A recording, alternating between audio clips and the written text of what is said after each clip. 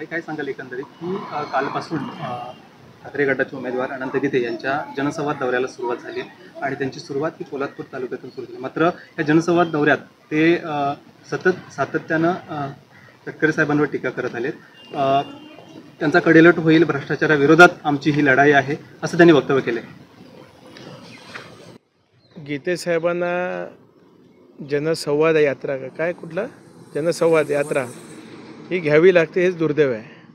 खरं तर 5 वर्ष सातत्यपूर्णपणे लोकांमध्ये तटकरे साहेब आहेत, त्याच्यामुळे त्यांना कधीच अशा पद्धतीची यात्रा किंवा संवाद जनतेशी विशिष्ट पद्धतीने करण्याची कधीच वेळ आलेली नाही.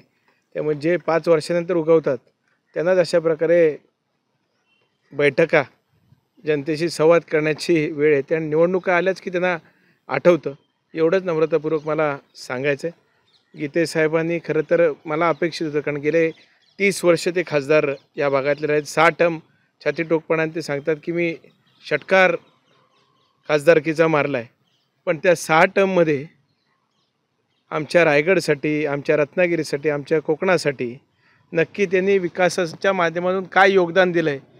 तटकरे साहेबांवर टीका करण्यापेक्षा त्यांनी ह्या भागातील जनतेचे प्रश्न काय सोडवण्याकरता काय नक्की केलं आहे हे जर त्यांनी आम्हाला सांगितलं किंवा त्यांनी विचार मांडले, मला वाटतं अधिक संयुक्तिक राहील. कालपासून ते भ्रष्टाचाराच्या विरोधात ही लढाई आहे आपली आणि त्यानुसारच आपल्याला काम करायचं आहे. सुनील तटकरे यांचा राजकीय कडेलोट आम्ही करणार आहोत असं देखील ते सातत्यानं म्हणत आहेत.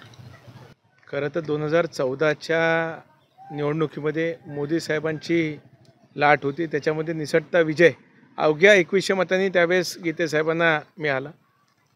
2019मध्ये तर मोदी साहेबांची प्रचंड पद्धतीची लाट होती, त्यावेळेस तटकरे साहेबांनी 33,000 मताच्या फरकाने त्यांना पराभूत केलं. आता तर काय महायुतीच्या माध्यमातून तटकरे साहेब या निवडणुकीला सामोरे जात आहेत, त्याच्यामुळे गीते साहेबांच्या पायाखालची वाळू सरकलेली आहे. गेल्या अनेक दिवस त्यांना असं वाटत होतं की आमच्या महायुतीच्या घटक पक्षामध्ये कुठेतरी वाद होतील आणि माझ्या इतक्या मताच्या फरकाने निवडून येईल. पण कालपासून आम्ही सगळे महायुतीचे सर्वच, पण त्यामध्ये असलेले आदरणीय भरतशेठ गोगावले असतील, आदरणीय धैर्यशीलदादा असतील, रविशेठ पाटील असतील, रामदासभाई कदम असतील, महेंद्र दळवी साहेब असतील, विनय नातू साहेब असतील, सर्वजण आता एकजुटीने कामाला लागल्यानंतर आता त्यांच्याकडे दुसरं विषय राहिलेला नाही.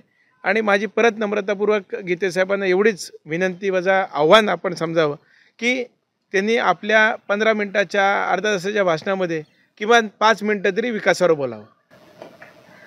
शेतकरी कामगार पक्ष असेल किंवा राष्ट्रवादी काँग्रेस पक्ष, शरद पवार गट असेल, यांच्या देखील पाठीत ते खंजीर खुपसत आलेले आहेत आणि आता ते राजकारणाची भाषा आम्हाला शिकवतात असं देखील आज तटकरे गीतेंनी आमच्या जनसंवाद दौऱ्यात म्हटलं आहे.